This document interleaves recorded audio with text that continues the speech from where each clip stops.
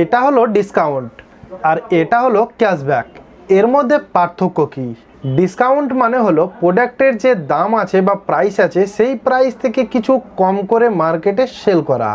আর ক্যাশব্যাকে আপনাকে পুরো অ্যামাউন্টটাই পে করতে হবে এবং যতটা ক্যাশব্যাক দেওয়ার কথা আপনাকে ততটাই আপনি ক্যাশব্যাক আপনার ওয়ালেট বা ক্যাশব্যাক পেয়ে যাবেন। এটা ফ্ল্যাট ডিসকাউন্ট, এটা পার্সেন্টেজ ডিসকাউন্ট। এর মধ্যে পার্থক্য কি? ফ্ল্যাট ডিসকাউন্ট হচ্ছে যে প্রত্যেকটা প্রোডাক্টেই ধরুন 200 টাকা করে ছাড় আছে বা 100 টাকা করে ছাড় আছে, কিন্তু পার্সেন্টেজ ডিসকাউন্ট যে কোনো প্রোডাক্টের একটা লিমিটেড পার্সেন্টেজ রেখে সেটাকে ডিসকাউন্টে বিক্রি করা হয়।